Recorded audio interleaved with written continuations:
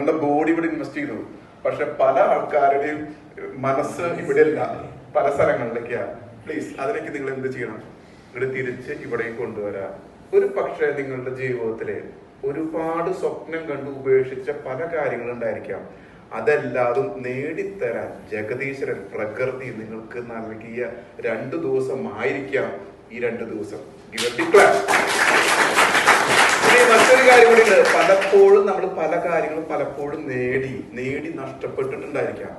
നമുക്ക് നഷ്ടപ്പെട്ടതിന് ശേഷം നമുക്ക് പലർക്കും വീണ്ടും ഒരു അവസരം കിട്ടില്ല. പക്ഷെ ആ നഷ്ടപ്പെട്ടവർക്ക് അവർ അതിനെ പ്രായശ്ചിത്തം ചെയ്യാൻ തയ്യാറായാൽ, ആ പ്രായശ്ചിത്തം ചെയ്യാൻ തയ്യാറായവർക്ക് പ്രകൃതി വീണ്ടും ഒരു അവസരം കൊടുക്കും. ഒരു പക്ഷേ നിങ്ങൾക്ക് പ്രകൃതി നിങ്ങൾ ചെയ്ത പ്രായശ്ചിത്തനോ അല്ലെങ്കിൽ നിങ്ങളുടെ സ്വപ്നത്തിനോ നിങ്ങളുടെ അർഹതപ്പെട്ട ഒരു അവസരമായിരിക്കാം ഒരു പക്ഷെ വീണ്ടും നിങ്ങൾക്ക് എന്ത് കിട്ടിയിട്ടായിരിക്കുക? നിങ്ങളുടെ സ്വപ്നങ്ങൾ യാഥാർത്ഥ്യമാക്കാനായിട്ട് നിങ്ങൾക്ക് കിട്ടിയിട്ടുണ്ടാവാം. ഇന്ന് നമുക്കൊരു 1.5 മണിക്കൂർ 2 മണിക്കൂറാണ് നമ്മുടെ പ്രോഗ്രാം വരുന്നത്. അപ്പോൾ നമുക്ക് സക്സസ് എന്ന് പറഞ്ഞ ഒരു യാത്രയാണ്. സക്സസ് ഈസ് എ ജേർണി, യാത്രയാണ്. അതായത് ഒരാൾക്ക് പണം എത്ര വേണം, സമ്പത്ത് എത്ര വേണം, ഒരു കണക്കുണ്ട, ഇത്രയായി കഴിഞ്ഞാൽ മതി, ഇനി പണം എന്ന് പറഞ്ഞ എന്റെ അടുത്തേക്ക് വരരുത്, അങ്ങനെ പറയൂ. ഒരു കാര്യം ഒരു മനുഷ്യന് എന്തില്ല, അവസാനമില്ല. അവസാനം എന്ന് പറഞ്ഞ പരിത്യാഗം എന്നാണ് പറയാ. എന്തൊക്കെയും നേടിയോ അതെല്ലാം അത് കൊടുക്കുക, അവിടെ എത്തുമ്പോഴാണ് സന്തോഷം വരാൻ. ഉദാഹരണം പറയുകയാണെങ്കിൽ ബിൽഗേറ്റ്സിന്റെ ഒരു ഫോട്ടോ ഇവിടെ കാണിച്ചു. അദ്ദേഹത്തിന്റെ സമ്പത്തിന്റെ 80% ആൾ കൊടുത്തുകൊണ്ടിരിക്കുക, എന്നിട്ടും ലോകത്തിലെ ഏറ്റവും വലിയ കോടീശ്വരനാണെന്ന്. അപ്പൊ പറയാൻ കുറെ കൊടുക്കുമ്പോഴാണ് എന്ത് സംതൃപ്തി വരാ. ഉണ്ടെങ്കിലല്ലേ കൊടുക്കാൻ പറ്റുള്ളൂ. കൊടുക്കാൻ എന്താണ് നമുക്ക് ഭയങ്കര ആഗ്രഹമുണ്ട്, ഉണ്ടെങ്കിലാണ് കൊടുക്കാൻ പറ്റുള്ളൂ. സോ അപ്പൊ നമ്മളിവിടെ പറയാവുന്ന ഒരു കാര്യം, ഇവിടെ 4 കാര്യങ്ങളാണ് നമ്മളോട് ഡിസ്കസ് ചെയ്യുന്നത്. ഒന്ന്, ആഗ്രഹത്തിന്റെ ഇമ്പോർട്ടൻസ്, ആഗ്രഹത്തിന്റെ ശക്തി. ആഗ്രഹം എന്ന് പറഞ്ഞത് ഒരു സ്കില്ലാണ്, ഒരു വൈദഗ്ധ്യമാണ്. അപ്പൊ ഒന്നാമത്തെ കാര്യം എന്താണ്? ആഗ്രഹം ഒരു സ്കില്ലാണ്. 2, തീരുമാനം. ആ ഒരു ഡിസിഷനിലേക്ക് നമ്മളെത്തി, ഒരു തീരുമാനത്തിലേക്ക് എത്തിയ. ലോകത്തിൽ നമ്മളിപ്പോ എന്തൊക്കെയും നേടിയിട്ടുണ്ടോ, നേടാൻ പോകുന്നുണ്ട്, അവരെല്ലാവരും ഇതിലൂടെ കടന്നു പോയിട്ടുണ്ട്. അപ്പൊ ഒന്നെന്താണ്? ആഗ്രഹം. രണ്ടാമത്തെ എന്താണ്? തീരുമാനം. മൂന്നാമത്താണ് ചെയ്യുക എന്നുള്ളത്, ചെയ്യാൻ തുടങ്ങുക. 2 എന്ന് പറഞ്ഞ കാര്യം, അതായത് ആഗ്രഹിക്കുക, അത് തീരുമാനിക്കുക. മൂന്നാമത്തെയാണ് ചെയ്യുക എന്നുള്ളത്. അപ്പൊ ഈ എന്തൊക്കെയും നേടിയിട്ടുണ്ടോ അവരെല്ലാരും ആഗ്രഹത്തില് എത്തിയിട്ടുണ്ട്, തീരുമാനത്തിൽ എത്തിയിട്ടുണ്ട്, ചെയ്യാൻ തുടങ്ങിയിട്ടുണ്ട്. 4ാമത്തെ ഒരു കാര്യമാണ് ത്യജിക്കാൻ തയ്യാറാകുക. എന്താണ്? ത്യജിക്കാനായിട്ട് നമ്മൾ തയ്യാറാകുക. അപ്പൊ നമുക്ക് ഈ 4 കാര്യങ്ങൾ നമ്മൾ ഏകദേശം 1.5 മണിക്കൂർ കൊണ്ട് നമ്മളിവിടെ കവർ ചെയ്ത് പോകും. നിങ്ങൾക്ക് വിജയിക്കാനായിട്ട് നിങ്ങളുടെ കയ്യിലൊരു പ്ലാൻ ഇല്ല എങ്കിൽ, എങ്ങനെ?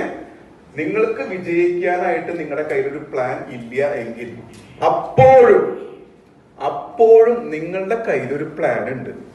ആ പ്ലാൻ എന്താന്ന് അറിയോ? പരാജയപ്പെടാൻ ഒരു പ്ലാനും കയ്യിൽ പിടിച്ചിരിക്കുന്നത്. എങ്ങനെ? നിങ്ങൾക്ക് വിജയിക്കാനായിട്ടുള്ള ഒരു പ്ലാൻ നിങ്ങളുടെ കയ്യിൽ ഇല്ല എങ്കിൽ അപ്പോഴും നിങ്ങളുടെ കയ്യിൽ എന്തുണ്ട്? ഒരു പ്ലാൻ ഉണ്ട്. അത് പരാജയപ്പെടാനായിട്ടുള്ള ഒരു പ്ലാനാണ്.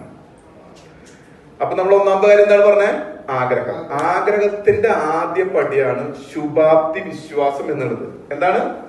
എന്തിന്റെയും ഒരു ശുഭാപ്തി വിശ്വാസത്തിലൂടെ മാത്രം നമുക്ക് എന്തിലേക്ക് എത്താൻ പറ്റുള്ളൂ?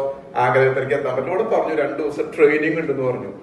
എന്തിനാണ് ട്രെയിനിങ്? ഇത്രയും മനോഹരമായിട്ടുള്ള ഒരു സ്ഥലത്തേക്ക് നിങ്ങളുടെ കമ്പനി, നിങ്ങളുടെ ഗ്രോ ചെയ്യുന്ന വളർന്നുകൊണ്ടിരിക്കുന്ന വ്യക്തികളെ, ഇവിടെ നമുക്കൊരു 50 കൂടുതൽ വ്യക്തികളുണ്ട്, ഇവരെ വിളിച്ചൊരു ട്രെയിനിങ് നടത്തിയിട്ടുണ്ട്. ട്രെയിനിങ്ങിന്റെ ഇമ്പോർട്ടൻസ്, ആ ഇമ്പോർട്ടൻസ് ഒരു സംഭവമായിട്ട് ഞാൻ നിങ്ങളെ പരിചയപ്പെടുത്തും. നമ്മൾ പല ലാത്തി ചാർജുകളൊക്കെ നമ്മൾ കണ്ടിട്ടില്ലേ?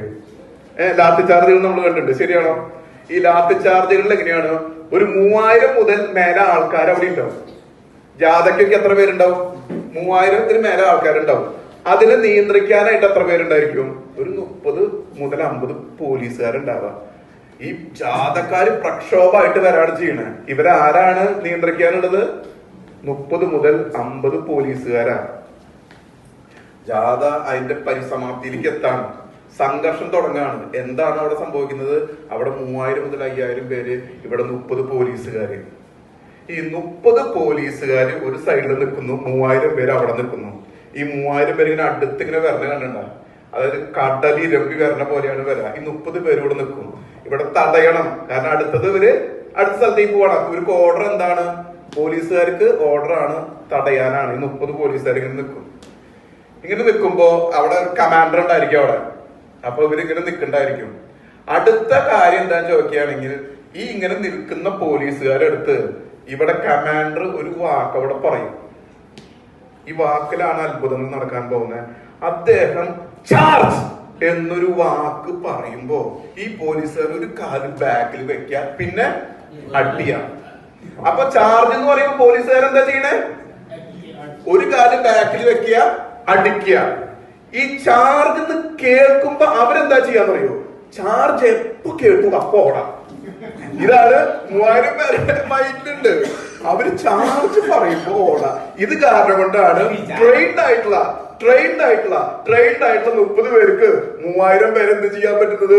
പിന്നെ കാണിക്കുന്നത് ഒരു പ്രളയമാണ് കാണിക്കുന്നത്. ആ പ്രളയത്തിൽ എന്ത് സംഭവിക്കുന്നു? ഇവര് മുഴുവൻ അങ്ങോട്ട് പോവാണ് ചെയ്യുന്നത്. അപ്പൊ പറയാൻ കാരണം ട്രെയിനിങ്ങിന്റെ ഇമ്പോർട്ടൻസ്. ആ 30 പോലീസുകാര് ട്രെയിൻഡ് ആയിരുന്നു. മറ്റേ 3000 പീപ്പിള് അൺട്രെയിൻഡ് ആയിരുന്നു. ഒരു വലിയ ലക്ഷ്യത്തോടു കൂടി ഒരു കമ്പനി പ്രോഡക്റ്റ് ഇറക്കി, പ്ലാൻ ഇറക്കി, സിസ്റ്റം ഇറക്കി. ഇത് ഇംപ്ലിമെന്റ് ചെയ്യാൻ പോകുന്നത് ആരാണ്? ഡിസ്ട്രിബ്യൂട്ടേഴ്സാ. നിങ്ങൾ ഈ 3000 പെടണോ 30 പെടണോ? അതിനാണ് ഇവിടെ ട്രെയിൻഡ് ആണ് ഇവിടെ വെക്കുന്നത്.